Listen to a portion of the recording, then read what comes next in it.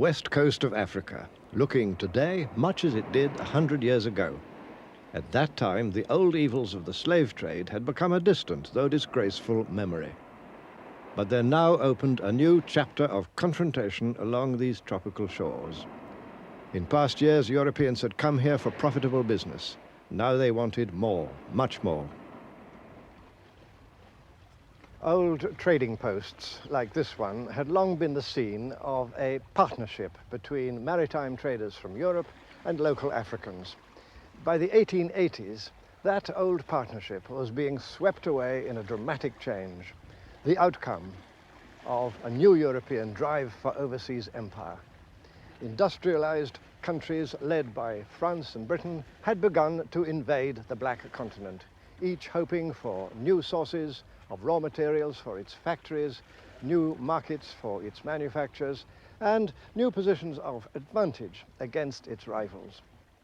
This was called the Scramble for Africa. By 1914, only two countries remained outside European possession, Liberia in the west and Ethiopia in the east.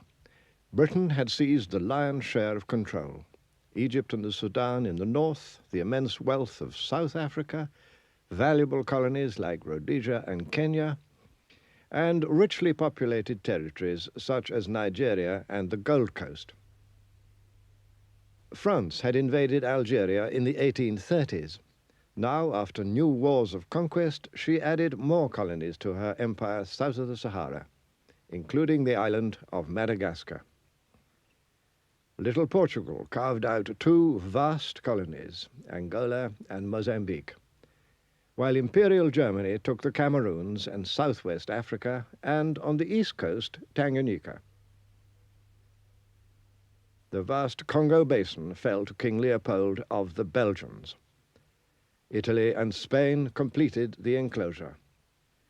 The fate of the continent was utterly changed. Between the colonizing powers themselves, the carve-up was peaceful, but their rivalry was intense. In 1884, a Congress of the competing governments met in Berlin to settle their disputes. Germany's Iron Chancellor Bismarck was there. And active behind the scenes was the ambitious Belgian king. He spoke for them all when he said, "I am determined to get my share of this magnificent African cake." Any power that could occupy African soil could effectively claim it.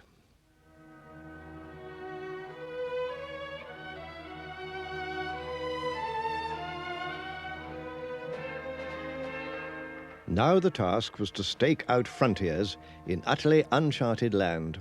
Said the French Prime Minister, "We have embarked on a gigantic steeplechase into the unknown."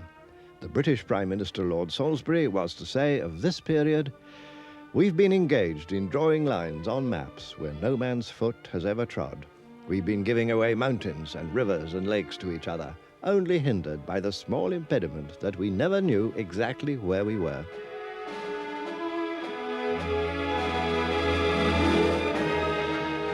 The great game was to get hold of places and positions of advantage over rivals, no matter what irrational frontiers might result. One of the most absurd cases was the magnificent Gambia River. Britain had long held Bathurst, Banjul today, and was determined to keep this river route to the interior. But France, invading from the west coast, enclosed all the territory surrounding the Gambia River in her new colony of Senegal. So the French were naturally eager to obtain the Gambia River. They offered Britain, in exchange, the much larger and richer Ivory Coast. But the British Parliament insisted on keeping the Gambia, thus dividing the peoples of the region. And the result was, and is, a country that is 300 miles long, but never more than 30 miles wide.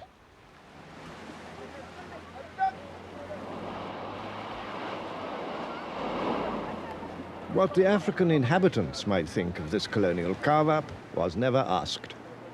The European idea, in the words of one British governor, was to seize African territory and then, as much as possible, rule the country as if there were no inhabitants.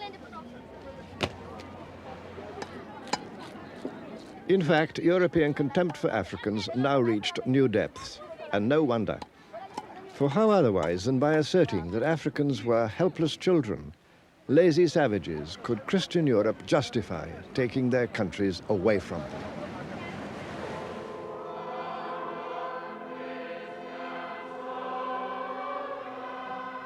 The helpless children, meanwhile, sang their own version of a famous hymn. Onward, Christian soldiers, into heathen lands, prayer books in your pockets, rifles in your hands. Take the happy tidings where trade can be done. Spread the peaceful gospel with the Gatling gun. The European invasions were widely resisted. Conquest was never easy. And sometimes, as these old drawings and photographs testify, conquest led to a ruthless killing that later generations would prefer to forget.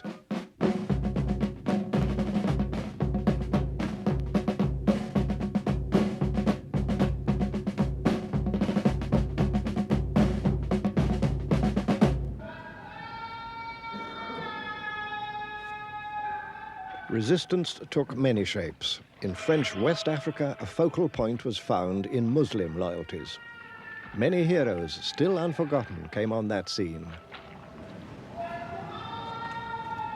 Some, like the Senegalese religious leader Ahmadou Bamba, offered the way of peace, but were still sent into exile.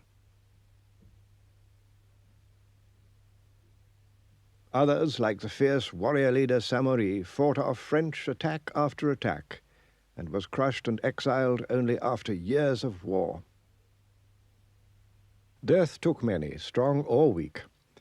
With the skulls of earlier wars displayed in their capital, Kumasi, the powerful Ashanti nation ruled over most of modern Ghana. Led by their kings, who had the title of Asantehene, they'd long defended their country against Britain. But now they desperately wanted a peaceful settlement. In 1895, fearing a disastrous war with Britain, King Prempeh made a strong bid for peace from his palace here at Kumasi. He offered the British the right to establish in Ashanti a chartered company with all the concessions, the privilege that such a company could possibly desire. But it wasn't enough, for the British now wanted territorial possession as well as privilege. The Ashanti nation had already fought long, hard battles against the British. But this time, in 1896, they decided to surrender.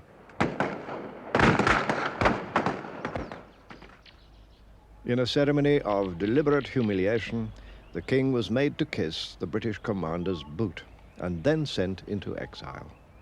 But it wasn't the end of the story. The British now blundered. A new British governor, Sir Frederick Hodgson, decided that he had to get possession of the sacred golden stool, symbol of the Ashanti nation's soul. Arriving at the British fort here in Kumasi, he ordered the assembled chiefs to hand the stool over. Worse still, he demanded the right to sit on it, something that no person had ever been allowed to do, not even the king himself.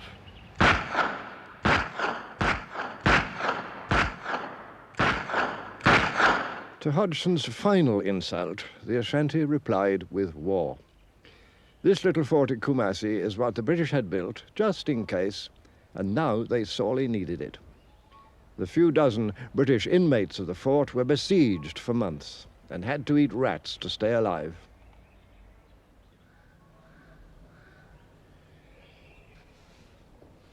Hodgson's act of folly had exacted a bitter price. Efforts to send in relief from the coast were repeatedly frustrated by Ashanti resistance, until finally the governor and his wife got away to the coast and the absurd but tragic affair could be closed. This ended war between Britain and Ashanti, and a year later, in 1901, the British quietly annexed the country, which became part of the colony of the Gold Coast. All over Africa, the new military technology of automatic guns gave easy victories to the invaders.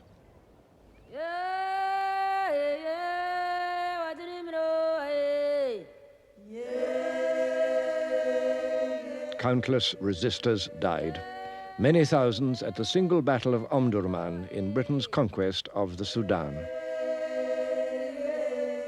Meanwhile, in another part of the Sudan, the French were also scoring victories. For the most part, public opinion rejoiced. For were these not victories over an inferior species, a kind of joke humanity? There were some critics, but not many, and their voice was ignored or silenced. What really mattered was to do down one's European rivals. If you were British, to get the better of the French in West Africa or of the Germans in East Africa. While orphans, like little Uganda, were left on the protective doorstep of Father John Bull. Even before 1900, there came a new source of conflict: settlers from Europe. French in the far north, Dutch and then British in the far south, and some Germans. Other settlers were attracted to the good farming land of the east, to Tanganyika, northern and southern Rhodesia, and the British territories of Uganda and Kenya. Once again, nobody asked permission. An early French governor had laid down the golden rule.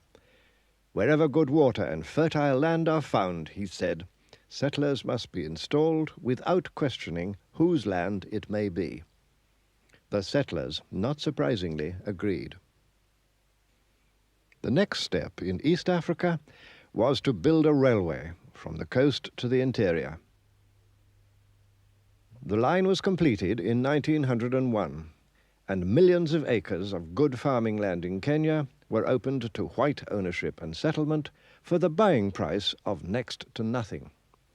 These white strangers, oddly enough, were at first welcomed by the African inhabitants. But the welcome didn't last for long, for they soon discovered that colonial government wanted them to give things, above all their land and their labor. These colonial demands provoked a repeated resistance. And against that resistance, the colonial government, with white settlers arriving in ever larger numbers from Britain, waged a war with little mercy, and of course with rifles and machine guns against spears and arrows. Macinire nĩ ũndũ wa kũmena andũ ũndũ gũtikĩrĩ ũndũ mekagwo nĩ kũmakia andũ ũguo magagĩũka magagĩtorekia na andũ mora-rĩ magacina mĩciĩ.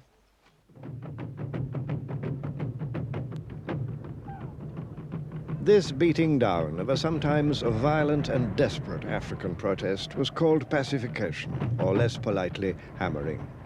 A British officer then fighting in Kenya kept a sadly instructive diary.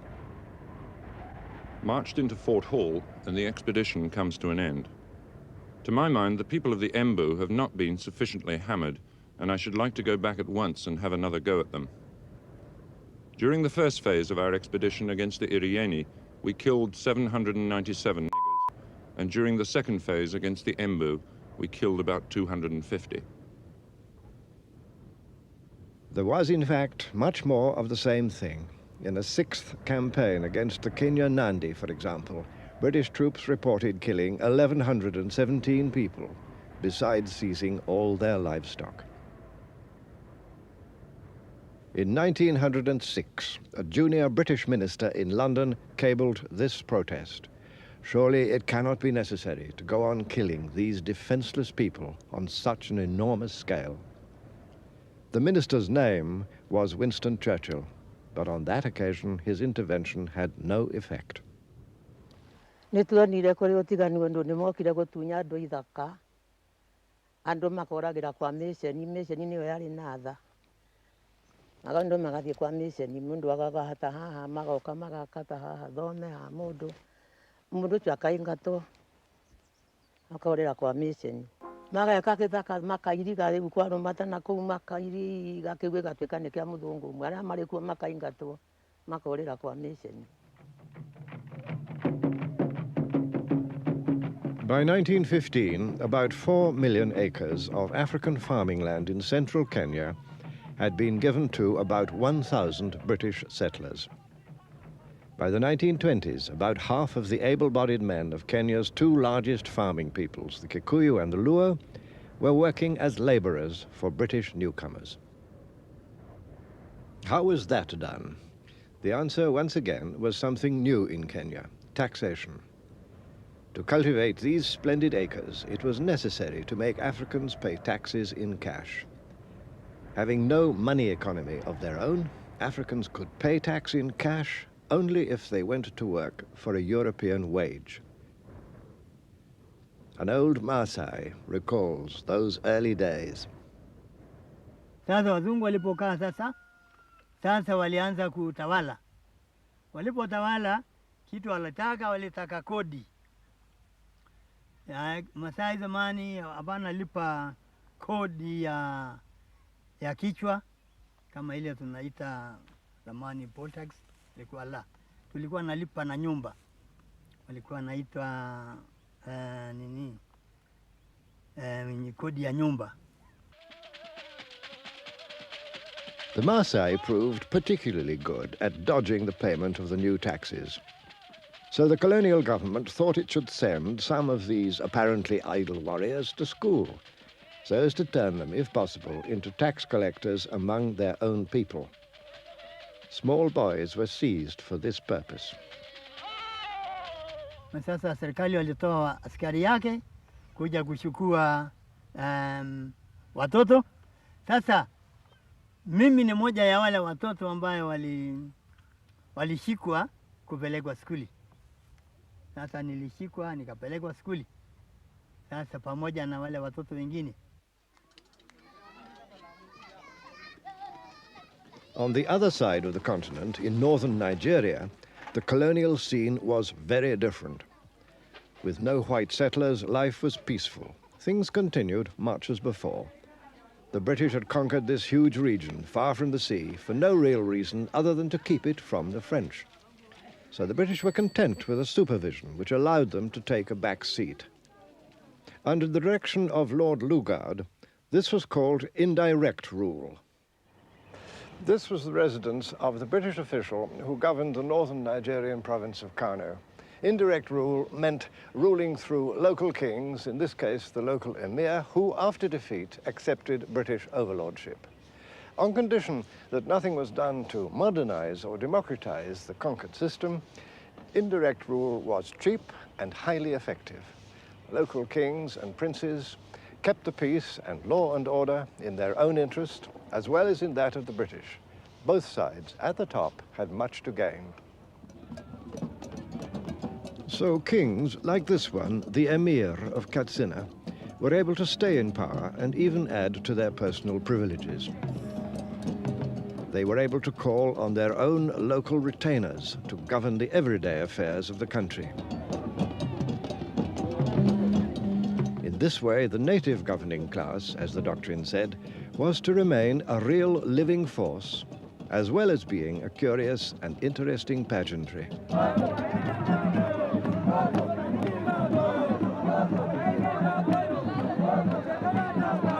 The ceremonies are the same as 1,000 years ago.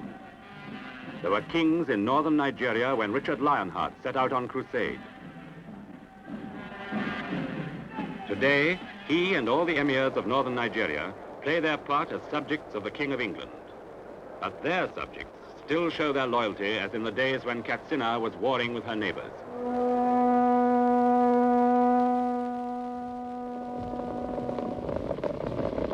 Katsina still keeps her way of life, still resists new influences from the world outside. In short, no modernization of any kind, and therefore big problems for the future. I talked to Nigerian professor Obaro Ikeme. For the larger part of Nigeria, British rule did not mean anything for many years. In other words, although at the centers of administration, there was a change which could be seen by the people and felt by the people. In the outlying areas, life went on as if the British did not exist. If you take Lugard's own particular area, the north, for example, the seat of the emir and the seats of the district heads may have felt the immediate impact of the British presence. But the villages were ordered and run just as before, with one important difference though, taxation, that the people had to pay tax to a new power. The British built up a core of Africans who became known as native administrators, developed some commitment to the system. Their salaries were comfortable. They had power, which they used to enrich themselves at the expense of their followers and their subjects. Consequently, the British were able to succeed largely by developing a core of people who became partners with them. British officers, headed by a resident, are there in every emirate to advise and assist the emir and his ministers in their day-to-day work. And each month, the resident presides at a full meeting with the emir's council.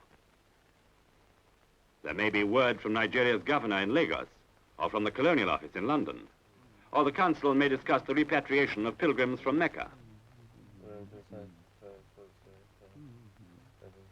The dignity of the past, the traditions of Katsina, are present in the council chamber. Here, once more, this time behind polite words, was the essence of colonial paternalism.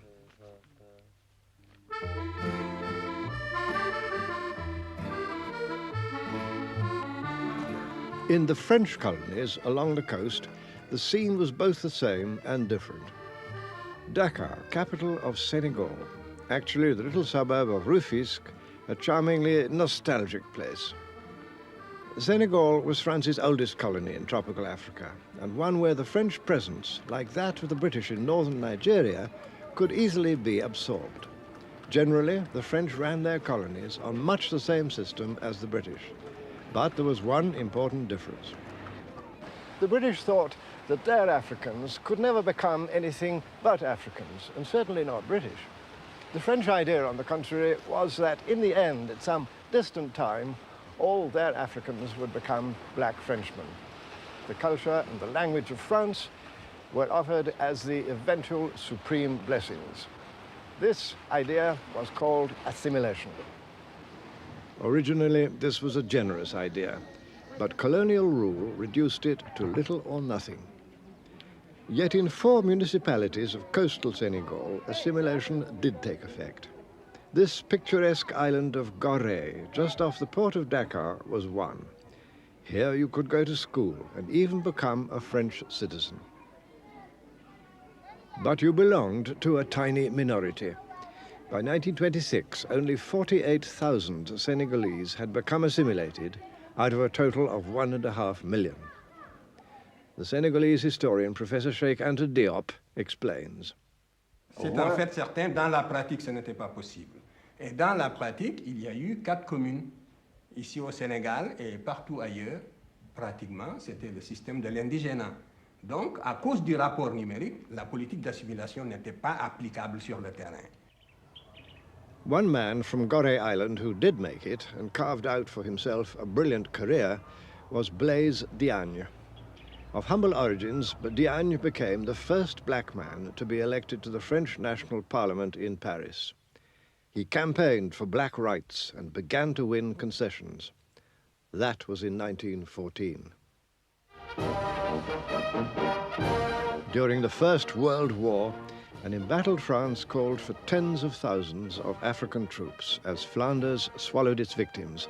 Blaise Diagne agreed to be France's recruiting sergeant, and his African reputation vanished in the slaughter.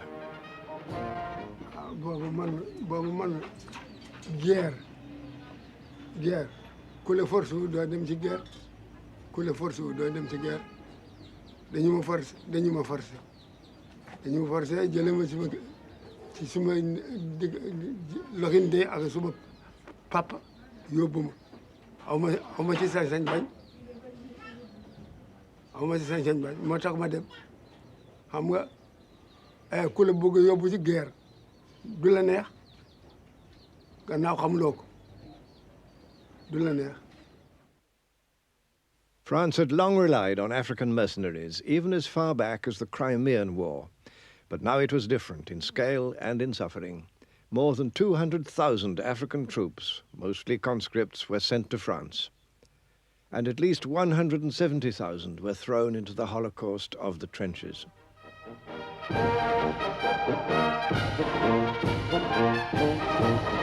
Thousands never came home. Others returned with an experience that survivors have still not forgotten. xeex nañu ak Allemagne yi rey nañu leen ñi la ñu jóg seen baat ñoom jóg suñu baat ñi la ñu jóg seen ndox ñu jóg seen ndox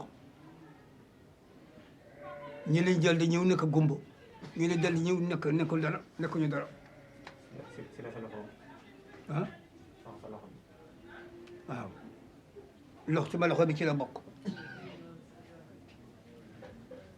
ci la dog benn bala ngi ni bu génn si fii mu ngi ni le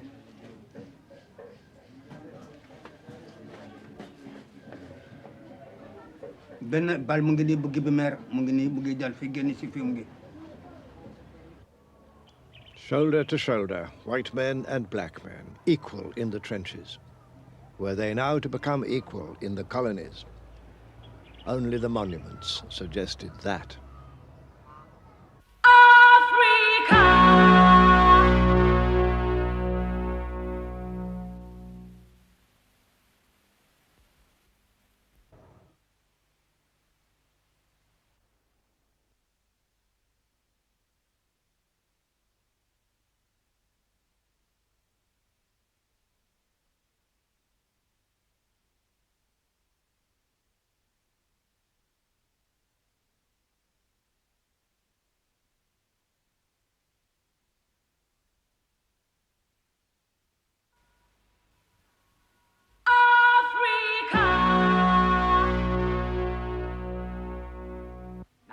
With the coming of peace in 1918, the victorious colonial systems looked more strongly entrenched than ever before, though military rule now gave way to civilian government. This led to a far more thorough system of tax collection to pay for the government. The linchpin of the British system was the district officer. That's where I come in. I'm the district officer in this particular area. The native authority treasurer sends his figures to me for checking against last year's figures. When it's decided what the tax is to be this year, I go off to tell the chiefs and people what they're to pay and why. That's my wife. I spend so much time doing the rounds that if she didn't come, we wouldn't see much of each other. We take our beds and everything else, as the rest houses where we spend the nights have no furniture. You know, we're very ordinary people, but the pagans still find us a bit of a puzzle with our fuss and bother. That's the local chief. We ask news of the crops and the children.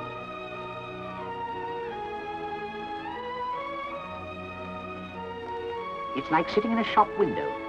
We come here every year and follow the same ritual, but they always behave as though it was the first time. Peace is all very well, but it is dull, and they love a bit of variety. Many colonial officials were good, practical, hard-working people devoted to their ideals. They were sure that the strong paternal arm of colonial rule must be a blessing for Africans and would have to be continued for centuries.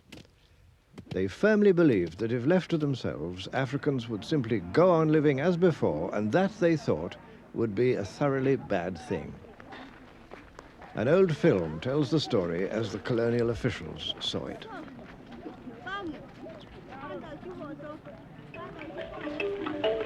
This simple life under the hot African sky was once a life of fear and uncertainty. British rule has brought peace. The enterprise of European officials and settlers and of Indian traders has opened up the country. But there is still a long battle to be fought with ignorance, poverty, and disease. In these lands, where there are so many changes to be made, much can be achieved by money and the initiative of the white man. In the more favoured colonies, those were the hopes of the 1920s, and in some respects they were fulfilled. There came the founding of the first modern hospitals, veterinary services, and other benefits of Western life. But all the money to pay for these good things had to come from Africans. So there now began a drive for the export of crops to yield cash. The cash crop era got into its stride. Groundnuts, as here in Senegal, were a crop that brought cash to farmers and to colonial purchasing companies.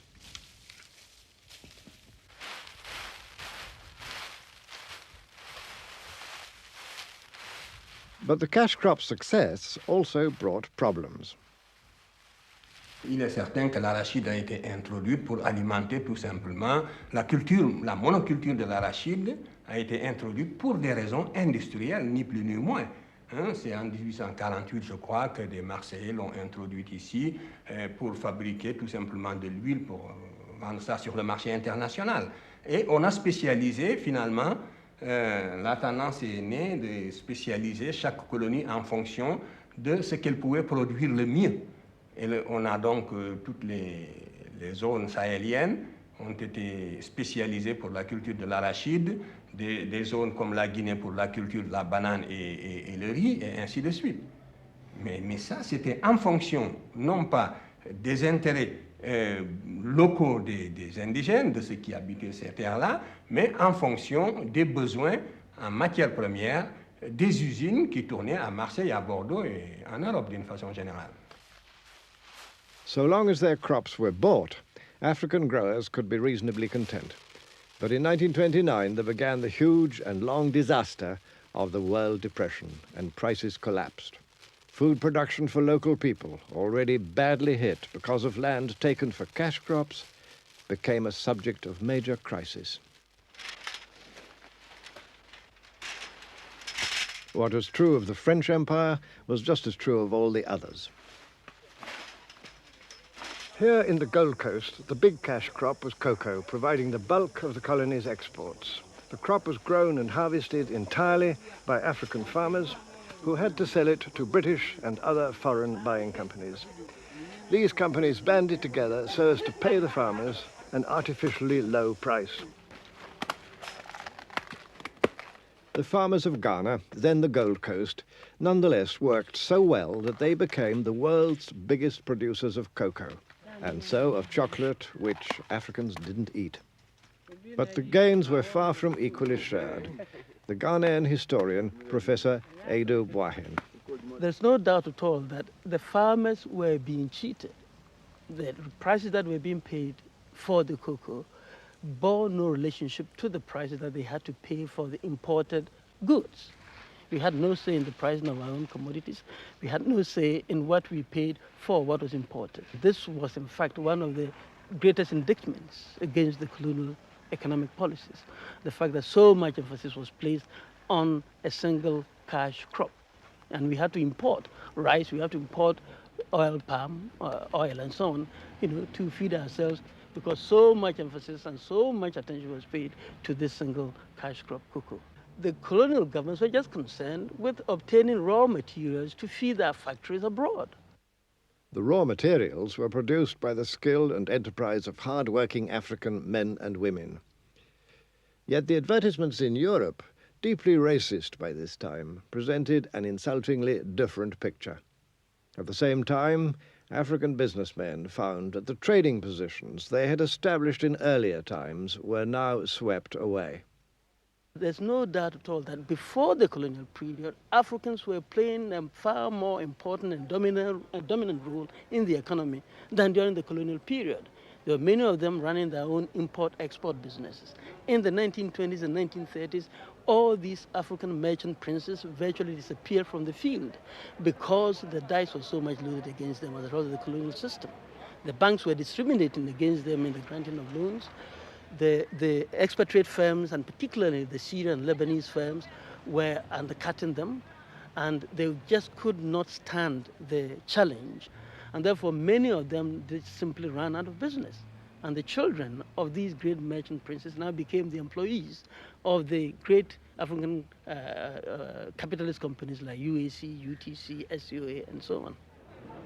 Colonial trading companies, British, French, Belgian, Portuguese, monopolized wholesale business with the full backing of their colonial governments.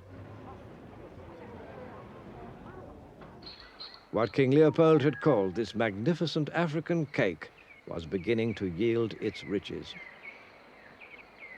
Often those were painful days, but they have to be recalled by anyone who wishes to understand the problems of Africa now. The turmoil of today in the Congo or Zaire has its roots in the infamous Congo Free State of King Leopold. Here the emphasis was on the growing of rubber, and the methods used to extract it were no better than a reign of terror. Local people were forced to collect rubber under the most cruel conditions, as these old photographs show. If the rubber they collected was poor or small in quantity, men, and sometimes women too, could expect to lose a hand or foot in punishment. Terrible things were done. An official British fact-finding commission reported. The daily agony of an entire people unrolled itself in all its repulsive, terrifying details. Public opinion in Europe grew horrified. Gradually, the agonies were reduced. Yet huge damage had been done, moral as well as physical, and was going to cast a dark and violent shadow over the future of the Congo.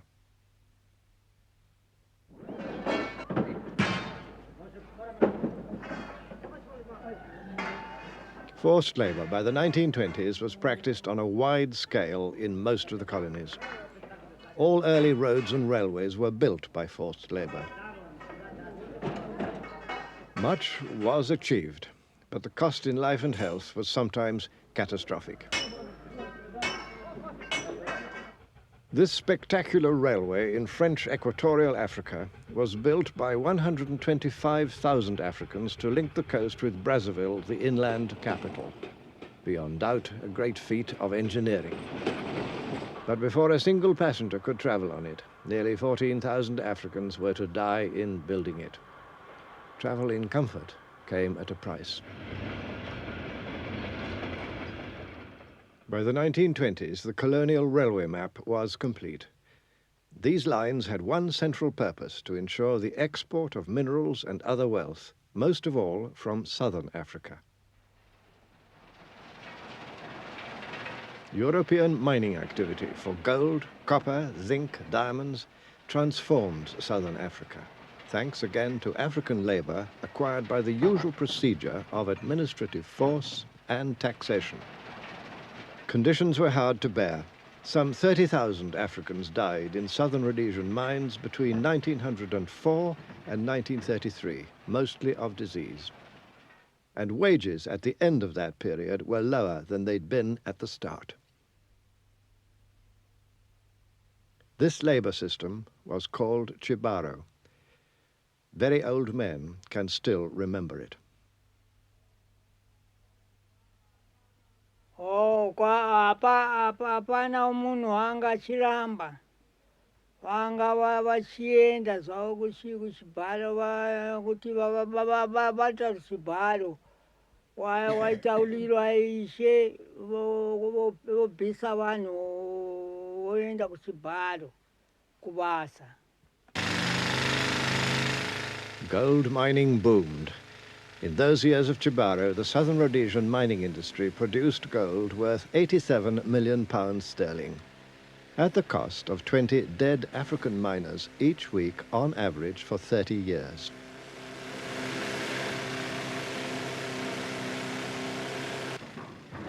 Just as in the bigger mines of South Africa, living conditions for miners were appalling.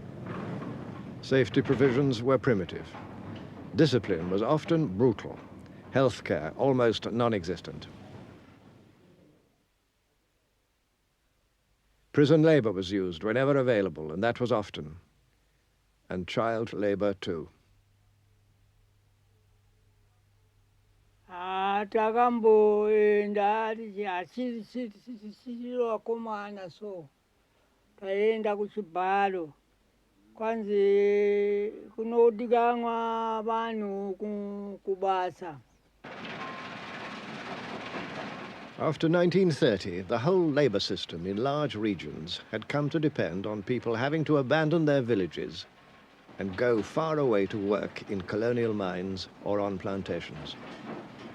This was called migrant labor, a huge upheaval which soon began to destroy the old stabilities of rural Africa. An official British committee in 1935 reported that the old order of society was being completely undermined by migrant labor. The years ahead were going to confirm it.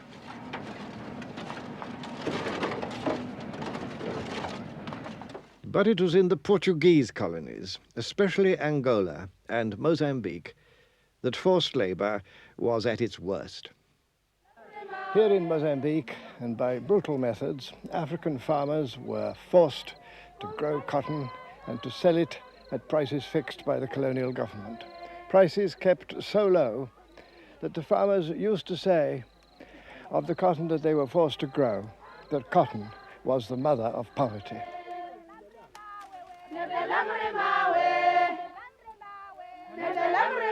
The raw cotton was sent to textile factories in Portugal and returned in the form of shirts for Africans to buy.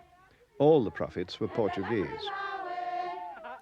The more the farmers learned to hate cotton, the more they were forced to grow it on pain of severe punishment. Senzaku lisindzisa tiko hinkwaro akwari byala thonji atiko hila linga sungula kushaniseka hakona avakapataji avafamba amintini nemasin'wini loku bile dina vakhumuka avalandziwa vayatekiwa vabiwa hi tintshilani vaya masin'wini na va nga dlanga hi xitadori va ta ni khoma se ni ya jele va ku wena xitadori wa ku ni byetelaka vanhu a va ha ri makhwati thonji na hi ku ba se ni yala se ni kangatela ni ba xipakani va ba xipakani xa wunharhu ni ku swa ringana se va ku jele 15 days jele.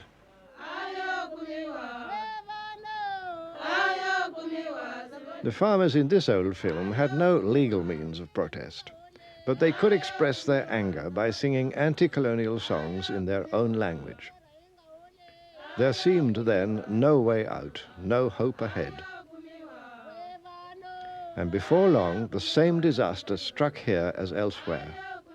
Food crops disappeared, and once prosperous areas were hit by famine. Kunene tindlela tive tikulu nkama lowo hikusa aloko amutini lwangani vasati vambirhi vanharhu hinkwavo a va nyikiwa masimu ya thonji kutani athonji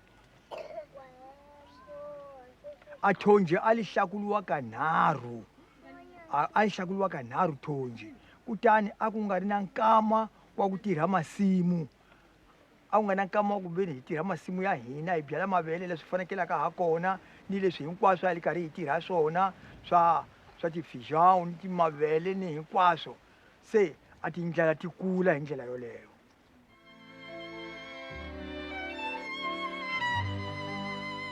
In spite of African suffering, settlers arrived in growing numbers. Some were political exiles from the Portuguese dictatorship. Many were poor people hoping for a better life. Sent out to be farmers, most preferred the easier life of the towns. They opened shops and businesses and aimed at the success which had eluded them at home. This actually suited the official colonial doctrine. The Portuguese dictator Marcelo Caetano laid it down in plain words. The blacks are to be organized and enclosed, he said, in an economy directed by whites.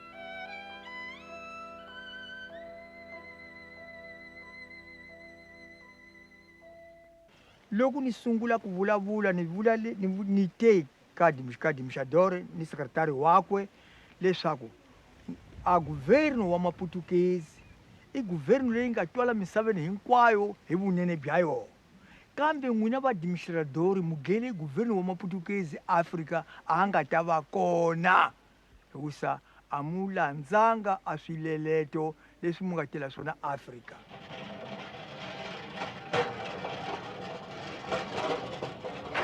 Mass resistance was to develop later.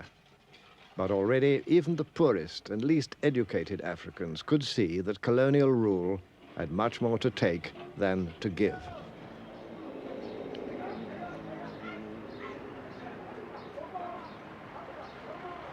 Whatever good may have come from colonial rule has to be measured, unfortunately, against the essential aims of each of the colonial systems. These aims were frankly stated. They were to extract wealth. We've looked at some of the ways in which wealth was extracted by the use of forced or cheap labor, by the seizure of land, by the incessant pressure on growing crops for export rather than crops for local food needs, and always by the deliberate treatment of Africans as inferior beings. Whatever appearances might suggest, Africans in fact were no longer prepared to accept their permanently inferior status. All over the continent, the first signs of a new political dissent had already begun to appear. In the 1920s, for example, with the protest action of Harry Thuku in Kenya, at the same time with Casely Hayford and his companions in British West Africa. And perhaps above all with Herbert Macaulay, often called the father of Nigerian nationalism. But their demands were small. Some of these early nationalists were completely taken in by the British system. They thought it was a good thing, and that we should become part of that good thing. And the real pressure was for the British to become a bit more liberal. During the 1930s, and notably with the rise to prominence of the fiery but very effective Nigerian nationalist Nnamdi Azikiwe, much stronger and more far-reaching demands began to be made. Men like Azikiwe used the press where this was possible, as it was in British West Africa. They now sought a mass audience. Politics moved out of polite drawing rooms into the clamour of the streets. So the resistance movement took many forms, and it was not confined only to the elite, as some people tend to think. In fact, it was also evident in the rural areas and even among the ordinary farmers and the ordinary workers. One form of mass resistance took shape in a big cocoa hold-up in the Gold Coast when farmers demanded fairer prices. Once again, the press could be used to good effect. But unfortunately, in the 1930s, there was never any coordination between the protests of the rural folk and the farmers and the protests being organized by the elite. And this is why the resistance movement was not very successful. But now in 1935 came a new and savage challenge to African hopes of progress. Another colonial invasion, fascist Italy's brutal assault on Ethiopia, then called Abyssinia. For the first time, the blacks all over the world, this is not even Africa alone, but the blacks all over the world felt that they have been attacked. You know, Ethiopia and Liberia were the only two countries in Africa that were able to maintain their sovereign existence during the period of the scramble and the occupation of the continent by the imperial powers. And Ethiopia, therefore, became the symbol of hope, not only for Africa, but for all the black peoples all over. Ethiopia was looked upon as the symbol of the revival and the regaining of the independence and sovereignty of Africa. And therefore, when this invasion took place, it meant the complete snuffing out of this last beam of hope. Italy's troops entered Addis Ababa, capital of a now subjected Ethiopia. And still there came no more than verbal protest from outside powers. Yet Ethiopia's defeat, painfully confirmed when her people laid down their arms, sent out a call for action to Africans everywhere.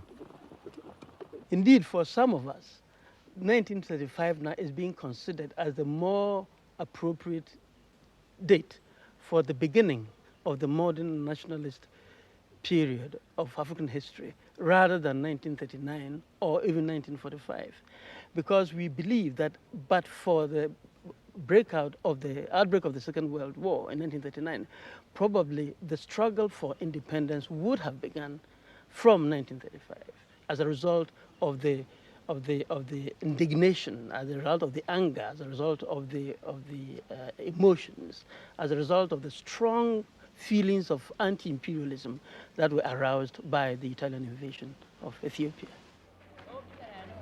Those feelings were aroused above all among the few who could win a modern education at schools like this one, Achimota in the Gold Coast, where Kwame Nkrumah, future leader of the country's independence movement, had been a student.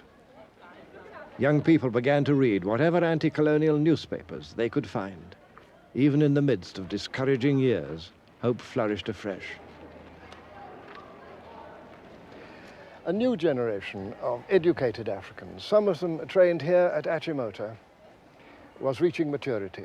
And then came the tremendous upheavals of the Second World War, surging with revolutionary force through the entire colonial world. By 1945, as we shall see in our next program, the scene was set for great dramas in a struggle for independence.